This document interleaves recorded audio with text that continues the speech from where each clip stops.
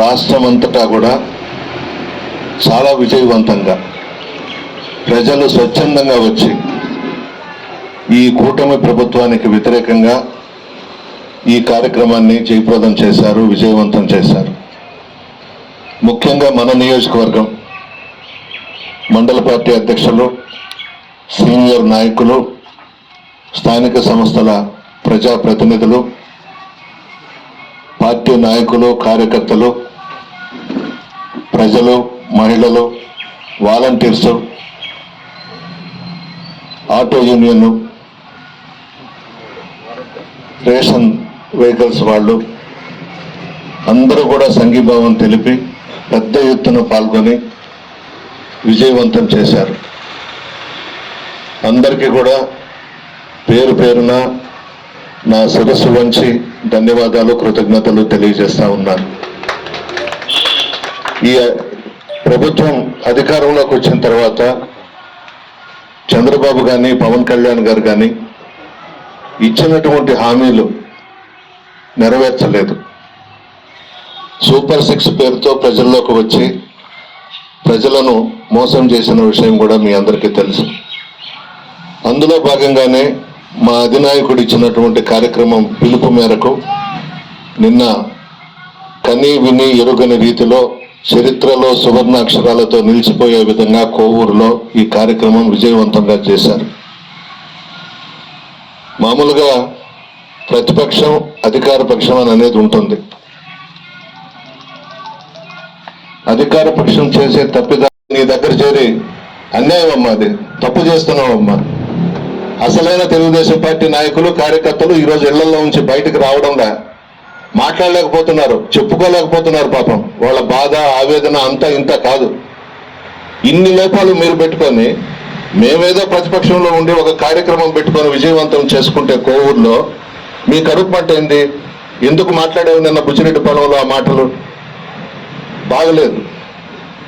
అప్పుడే మర్చిపోయినారా? ప్రభాకర్ రెడ్డి గారు అందరం కూడా ఎంత బాగుండాము. మీరు వెన్నుపోటు పొడిచి జగన్ గారికి మీరు వెళ్ళిపోయినారమ్మా తెలుగుదేశం పార్టీలోకి. చంద్రబాబు నాయుడు మీ ఆయన్ని అవమానించిన రోజులు మర్చిపోయినావా? ఇవన్నీ మర్చిపోయినారు మీరు. ఎందుకంటే అధికారం ఉంది, ఎమ్మెల్యే అయిపోయినావు, ఎంపీ అయిపోయినావు. ఈరోజు పాత మిత్రులని, పాత స్నేహితులని అందరినీ కూడా విమర్శలు చేస్తున్నావు. వద్దమ్మా, ఆపేసి 4 పనులు చేసి మంచి పేరు తెచ్చుకొని ప్రజల్లో తిరుగు తల్లి. ఈ ఆవేశాలు, ఈ కోపాలు ఇవన్నీ పనికిరావు రాజకీయాల్లో. ఒకవేళ రాజకీయం నేర్చుకోవాలనంటే రాజకీయాల్లో బాగా అనుభవం ఉన్న వాళ్ళని పెట్టుకొని ట్యూషన్ చెప్పించుకోమ్మా. అప్పుడైనా కొంత అవగాహన వస్తుంది మీకు కదా. నేరుగా లంచ్ టైంలో డైనింగ్ టేబుల్ దగ్గరకు తీసుకువెళ్ళి ఆయనతో పాటు నిన్ను కూర్చొని పెట్టుకొని భోజనం పెట్టాడు కదా. అటువంటి వ్యక్తికి నువ్వు వెన్నుపోటు పొడిచావు. నిన్న మాట్లాడడం ఏందా బుచ్చిరెడ్డిపాలెంలో? ఆవేశంతో ఊగిపోతూ వైఎస్ఆర్ కాంగ్రెస్ పార్టీ నాయకులంతా వెన్నుపోటుదారులంటే మీరిద్దరు ఎవరమ్మా? మీ భార్యాభర్తలు వెన్నుపోటు పడవలేదా?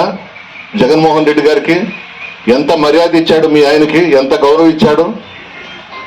మీరు చేసింది ఏంది? ఎక్కడ వైఎస్ఆర్ కాంగ్రెస్ పార్టీ నాయకులు వెన్నుపోటు పొడుస్తున్నారు? బాంబేలో రెడ్ లైట్ ఏరియా ఉంది, ప్రపంచం అంతా తెలుసు.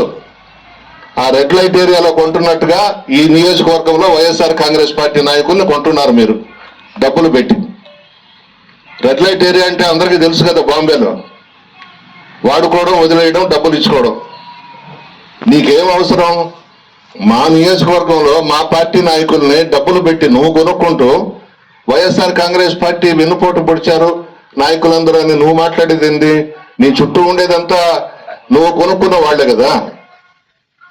నిన్న కూడా నువ్వు మాట్లాడేటప్పుడు నీ చుట్టూ ఉండే వాళ్ళంతా మా పార్టీ వాళ్లే వెన్నుపోటు పొడిచి నీ దగ్గరకు వచ్చారు. మీ ఆయన ఒక పెద్ద వెన్నుపోటుదారుడు. అంత గౌరవం ఇచ్చి, మర్యాద ఇచ్చి ఇంటికి తీసుకెళ్లి దగ్గర కూర్చొని పెట్టుకుంటే రాజ్యసభ ఇస్తే వెన్నుపోటు పొడిచేశారు కదా. మీరా మాట్లాడేది వెన్నుపోట్ల గురించి. ఇప్పుడు ఏం చేస్తున్నారు మీరు? కోవూరు నియోజకవర్గంలో ఎన్టీ రామారావు గారి అభిమానులు ఉన్నారు, చంద్రబాబు నాయుడు గారి అభిమానులు ఉన్నారు, లోకేష్ గారి అభిమానులు ఉన్నారు. మా దగ్గరికి రాలా. పార్టీని నమ్ముకొని పార్టీ కోసం కష్టపడి పనిచేశారు. నువ్వేం చేశావు? ఈరోజు వాళ్ళందరినీ పక్కన పెట్టేసి నెల్లూరు టౌన్లో నుంచి ఒక 4 బ్రోకర్లను తీసుకొని వచ్చి నియోజకవర్గంలో ఇన్ఛార్జిగా పెట్టి మా వాళ్ళని నీ పార్టీలోకి తీసుకుంటున్నావు డబ్బులు పెట్టి కొనుక్కొని.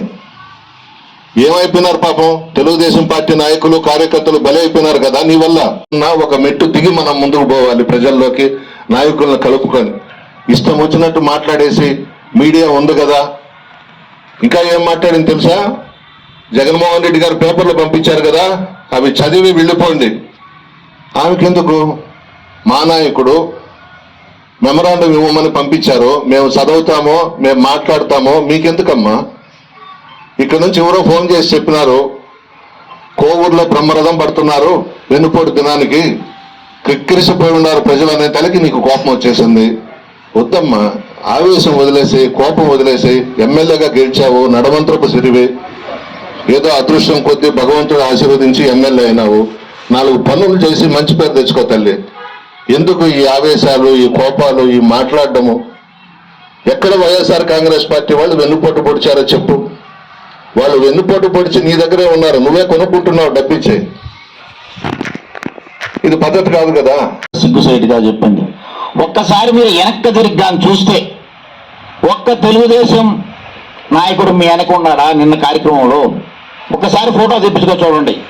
ఒక్కసారి మీరు మాట్లాడినప్పుడు ఒక్కసారి వెనక్కి తిరిగి చూస్తే ఒక్కరైనా తెలుగుదేశం వాళ్ళకి ఉన్నారా? మేము బీఫారాలు ఇచ్చి దగ్గరుండి గెలిపించి మున్సిపల్ చైర్పర్సన్ అయితేనేమి, అక్కడ కౌన్సిలర్లు అయితేనేమి, ఎంపీపీని అయితేనేమి, డిప్యూటీ అయితేనేమి, మా పార్టీ నుంచి మేము గెలిపిస్తే మీరు కొనుగోలు చేసి మీరు పెంచుకుంటూ పోషిస్తా ఉన్నారు. పాపం వాళ్ళు ఎంత బాధపడి ఉంటారమ్మా ఒకసారి ఆలోచించు. నీ అనుకున్న వాళ్ళు నువ్వు ముందు మాట్లాడిస్తే ఒకసారి మంచిగా ఆలోచించుకో. సరే, మీరు కూడా ఆ పార్టీలో చూస్తారు, మీ అనుకున్న వాళ్ళు ఆ పార్టీలో ఉంటారు, తెలుగుదేశం వాళ్ళు అంతు లేకుండా పోతారు. మరి మీకే కదా చెడిపోయారు. ఒకసారి ఆలోచించుకోండి. మీరేం మాట్లాడుతున్నారు ఆవేశంలో? తెలుగుదేశం వాళ్ళు వెండిపోటు అంటారు. మరి ఈ యొక్క కోవూరు నియోజకవర్గం ప్రజలందరూ కోవూరు పురవీధుల్లో మరి జనం కిక్కిసిపోయి ఉంటే మరి రాష్ట్ర పాలకులు ఇక్కడున్నట్టు పార్కులు చేసినప్పుడు తప్పిదాని వల్లే కదా వీళ్ళందరూ రోడ్డు మీదకి వచ్చింది. మరి మీ నాయకులే కదమ్మా చెప్పింది. ఈ యొక్క రాష్ట్రాన్ని అప్పుల ఊబిలో తోసేస్తున్నాడు, 14,50,000 కోట్లు అప్పులు చేస్తున్నటువంటి పరిస్థితుల్లో ఈ 40 సంవత్సరాల ఇండస్ట్రీ ఉన్నటువంటి చంద్రబాబు నాయుడు గారు ఈ సంక్షేమాలన్నీ ఎట్లా తీసుకొచ్చి చేస్తానని చెప్పినారు. దానికి సమాధానం చెప్పని అడుగుతున్నాం అమ్మా. ఈ సంక్షేమాలన్నీ ఎట్లా తీసుకొచ్చి ఇస్తామన్నారు. మరి 1 సంవత్సరం దాటిపోయింది కదా. మరి దాటిపోయినటువంటి పరిస్థితుల్లో మరి ఆ పేద బడుగు బలహీన వర్గాలకి అబద్ధాలు చెప్పారు కదా, వాస్తవం కాదా అని అడుగుతున్నాం. మేము ఇంకేం మాట్లాడటంలా, మీతో మేము తగాదాలకు రావటంలో ఏం రావటంలా. మేము అడిగేది ఏంటంటే ఈ ప్రజాస్వామ్యంలో ప్రశ్నించేటువంటి హక్కు ప్రతి పౌరుడికి ఉంటుంది.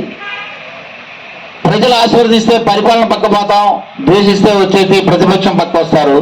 మరి ప్రజలకు ఇచ్చినటువంటి మాట నెరవేర్చండి అనే ఉద్దేశంతో మేము ప్రజల పక్షాన గొంతు మాట్లాడుతుంటే సంఖ్యలేస్తాం, కేసులు పెడతాం, మీ అంతు తేలుస్తామంటున్నారు. ఇది న్యాయమేనా అని అడుగుతా ఉండ. మా పార్టీ అధినేత ఫస్ట్ సంవత్సరం అధికారంలోకి వచ్చిన తర్వాత ఏదైతే సంక్షేమాలు చెప్పారో 12 నెలల్లో ప్రతి ఒక్క సంక్షేమం ప్రజల ముందు పంపించాం. ఒక్కసారి ఆలోచించండి. ఈ యొక్క షీట్లో ఏదైతే చెప్పినారో ఏ ఒక్కటి మరవకుండా 12 నెలల్లో ఏదైతే మేము సంక్షేమాలు చెప్పారో ఆ సంక్షేమాలన్నీ మేము ఇచ్చాం. మరి మీరు ఇవ్వలేదని చెప్పి మేము అడుగుతున్నాం. కాదు, మాదే తప్పిదం, ఈ యొక్క వెన్నుపోటు దినం మాదే తప్పిదం అంటే మన్నించు మహాప్రభు అనే కార్యక్రమానికి శ్రీకారం చుడతాం. ఇక్కడే చెప్తా ఉన్న ప్రసన్న కుమార్ రెడ్డి దగ్గర. నిన్న వచ్చినట్టు మనకి రెట్టింపుగా తీసుకొస్తాం. మీరు ఈ సంక్షేమాలు అపరా కోటేశ్వరులు ఈ జిల్లాలో మీరేమన్నా ఈ అమలుపరచగలరా అని అడుగుతా ఉన్నా వేదిక మీద. మీరు కానీ ఈ సంక్షేమాలు కానీ పేద పడుగు బలహీన వర్గాలుగా అమలుపరిస్తే మీ వెంట నడిచి నిన్న మీరు చేసినటువంటి ప్రోగ్రామ్ డబుల్ ప్రోగ్రామ్ గా చేసి మన్నించు మహాప్రభు అనే కార్యక్రమాన్ని శ్రీకారం చుడతాం. వరకు ఎవరికి తెలియదు, అయిపోయింది. అది 4వ తేదీ కౌంటింగ్ డే. అంతకుముందు 19 ఎలక్షన్ జరిగినప్పుడు రాత్రి 12 గంటలకి డిక్లరేషన్ పవర్ ఇవ్వడం జరిగింది ప్రసన్న కుమార్ రెడ్డి గారికి. అనిల్ కుమార్ యాదవ్కి 1:30కి ఇవ్వడం జరిగింది. మరి ఉదయం కౌంటింగ్ స్టార్ట్ చేసి 11 గంటలకి 175 నియోజకవర్గాల కౌంటింగ్ అయిపోవడం ఏంటది? మరి రాష్ట్రాల్లో 500 చిల్లర ఎంపీ స్థానాలకు ఎలక్షన్ జరిగింది. అవి రెండో రోజు కూడా వస్తున్నాయి. సాయంకాలం కాదు, రెండో రోజు ఉదయానికి కూడా రిజల్ట్స్లు వస్తూ ఉన్నాయి. మరి ఆంధ్రప్రదేశ్లో 11 గంటలకి మొత్తం అయిపోవడం, మరి జనాలు అర్థం చేసుకోవాలి. ప్రజలందరూ కూడా అర్థమైపోయింది. ఒక నియోజకవర్గం భీమిలి అనే నియోజకవర్గంలో గంటా శ్రీనివాసుని పోటీ చేయమన్నారు చంద్రబాబు నాయుడు గారు. ఎక్కడ సీట్ దొరకలే ఆయనకి. పోటీ చేయమంటే నా వల్ల కాదు, ఒక కార్యకర్త కూడా నాకు తెలియదు, ఒక నాయకుడు కూడా నాకు తెలియదు అంటే, మీరు ఓడిపోయినా పర్వాలేదు, నాడు ఎవరు పోటీ చేస్తారని భయపడుతున్నారు అని పోటీ చేయమన్నారు. అతను క్యాన్వాస్ కూడా పోలే. రాష్ట్రంలోనే అత్యధిక మెజార్టీ 95,000 మెజార్టీ. మరి ఎలా? ఇక్కడ చూస్తే సర్వేపల్లిలో గోవర్ధన్ రెడ్డి మీద ఎవరెవరినో ట్రై చేశారు చంద్రమోహన్కి ఇవ్వకూడదని. అతను 5 సార్లు ఓడిపోయాడు, మళ్ళా ఎందుకు ఓడిపోతాడు అని ఎవరెవరినో ట్రై చేశారు. అక్కడికి ఎవరు రాక ఆఖరి నీకు ఎందుకు పోవా, నువ్వే పోటీ చేయన్నారు. మరి 16-17 వేలతో గెలవడం ఏంది? మా కోవూరు నియోజకవర్గంలో చూస్తే కొన్ని వార్డ్స్లో వైఎస్ఆర్ టీడీపీ కార్యకర్త కూడా లేని వార్డులు కొన్ని ఉన్నాయి. టీడీపీ కార్యకర్త మినిమం ఒక కార్యకర్త కూడా లేని. అక్కడ మాకు ఏ ఓట్లు అక్కడ? సరే, మేడం వచ్చారు, ప్రశాంతమ్మ గారు 50,000 45,000 పైన గెలిచారు, చాలా సంతోషం. నిన్న మాట్లాడుతున్నారు అక్కడ ప్రభాకర్ రెడ్డి గారు. కమ్మపాలెంలో నిన్న ఒక భారీ బహిరంగ సభ పెట్టి మాకు వెన్నుపోటు పొడిచిన వైఎస్ఆర్సీపీకి వెన్నుపోటు పొడిచిన నాయకులందరూ అక్కడ పార్టీలో చేరి అందరూ వెన్నుపోటు పొడిచిన వాళ్ళే. ఒక ఆయన సర్పంచ్గా అహర్నిశలు కష్టపడి చలపతి గారు, ప్రసన్న కుమార్ రెడ్డి గారు అందరూ కష్టపడి గెలిపించారు వాళ్ళందరినీ కూడా. ఆ బహిరంగ సభలో వెన్నుపోటుదారుల చుట్టూ ఆయనకి అదే సభలో అదే కమ్మపాలెం పంచాయతీలో ఒక భారీ బహిరంగ సభ పెట్టాం మేము ప్రసన్న కుమార్ రెడ్డి ఆధ్వర్యంలో. వేమిరెడ్డి ప్రభాకర్ రెడ్డి గారు మాట్లాడతారు. నిజంగా ప్రసన్న అన్న ఎక్కడి నుంచి తెస్తావన్నా? ఎంతమంది ఎంపీలు, భారతదేశంలో ఉన్న ఎంపీలు అందరి దగ్గర, రాజ్యసభ మెంబర్లు, ఎంపీలు ఎన్ని గ్రాంట్స్ తెచ్చి కోవూరు నియోజకవర్గాన్ని అభివృద్ధి చేసేవన్నా నువ్వు? మరి ఎలా అన్నా నీ దగ్గర?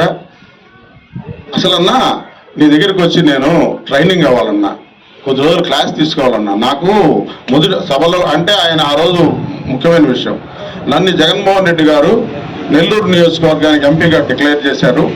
ఢిల్లీ నుండి ఈ రోజే వచ్చి ప్రసన్న సమక్షంలో, మీ అందరి సమక్షంలో నాకు ప్రసన్న సహకారం చాలా అవసరం. నేను గెలవాలంటే ప్రసన్నకు వచ్చిన మెజార్టీతో నేను గెలవాలి నెల్లూరు పార్లమెంట్లో అని, అందుకోసమే వచ్చానని మీరందరూ కూడా ప్రసన్నతో పాటు నాకు ఓట్లు. జూన్ 4వ తేదీ ధర్నా కార్యక్రమం వెనుపూడిన ఏర్పాటు చేయడం జరిగింది. ఈ కార్యక్రమంలో వేలాది మంది జనాలు వచ్చారు. వచ్చిన వాళ్ళందరికీ చాలా ధన్యవాదాలు. నాయకులు, కార్యకర్తలు, సర్పంచులు, ఎంపీటీసీలు, ప్రజలు అందరూ కూడా పేరు పేరున ధన్యవాదాలు చెప్పి సెలవు తీసుకుంటాం.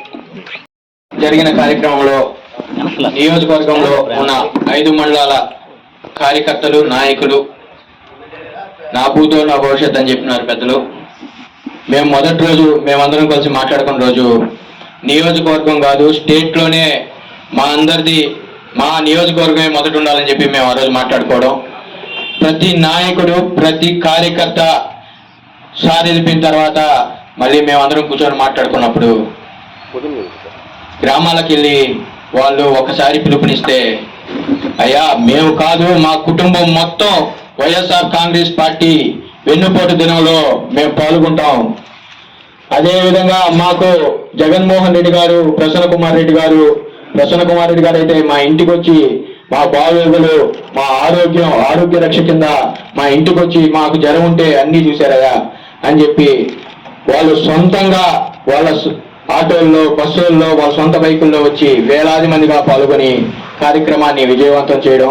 దీనికి ఉదాహరణ పార్టీ మీద ఉండే ఎంత వ్యతిరేకత అని చెప్పి చాలా మంది అన్నారు. వ్యతిరేకత కాదు, నల్లపరెడ్డి ప్రసన్న కుమార్ రెడ్డి గారి మీద ఉన్న అభిమానం, ఆయన కోవూరు నియోజకవర్గ ప్రజల మీద చూపించే ప్రేమ. సార్ దగ్గర మేము నేర్చుకుంది చాలా ఉంది. ఒకటి, సార్ దగ్గర మెయిన్గా మా కార్యకర్తలు, నాయకులు నేర్చుకునేది ఏంటంటే, ఒకటి టైమింగ్, రెండోది డిసిప్లిన్. దీనికి ఉదాహరణ నిన్న చిన్న ఎగ్జాంపుల్, ఇప్పుడు దాకా మేము ఎక్కడ చెప్పలేదు, ఇద్దరు ముగ్గురు నాయకులకు తప్పగా. ఒక అధికారి మాకు ఫోన్ చేసి, మీరు ఒక అభిమాని ఒక ఫ్లెక్స్ పెట్టుకోన్నారు, మాజీ సర్పంచ్ గారు ఫ్లెక్స్ పెట్టుకోన్నారు అని చెప్తే, ఒక ఎస్టీ సర్పంచ్ మాజీ, దాన్ని తొలగించమని చెప్తే వెంటనే అధికారికి సహకరించి ఆ ఫ్లెక్స్ను తొలగించాం. అది మాకు ప్రసన్న కుమార్ రెడ్డి గారికి నేర్పించిన డిసిప్లిన్. అధికారుని ఎప్పుడు సార్ ఎంత ప్రేమగా చూసుకుంటారో కోవూరు నియోజకవర్గ ప్రజలకే కాదు, రాష్ట్ర సెక్రటరియట్ కూడా తెలుసు ప్రసన్న కుమార్ రెడ్డి గారు ఉద్యోగస్తుల్ని ఏ విధంగా చూసుకుంటారు. నిన్న నాకు అనేక మంది ఉద్యోగస్తులు ఫోన్ చేశారు, ప్రసన్న కుమార్ రెడ్డి అంటే అదయ్యా అని. ఆయన చూపించే ప్రేమ ఈ రోజుకి కూడా ఉద్యోగస్తుల మీద, కార్యకర్తల మీద, నాయకుల మీద ఒకలాగా చూపించరు. ప్రతి ఒక్కరిని వాళ్ళ కుటుంబ సభ్యులు అనుకుంటారు. ఇదే కాదు సార్, మీరు ఏ కార్యక్రమం చేపట్టినా దీనికి రెట్టింపుగా మేము మీ వెనక మీకు సైన్యంగా ఉంటామని చెప్పి సెలవు తీసుకుంటున్నాం సార్.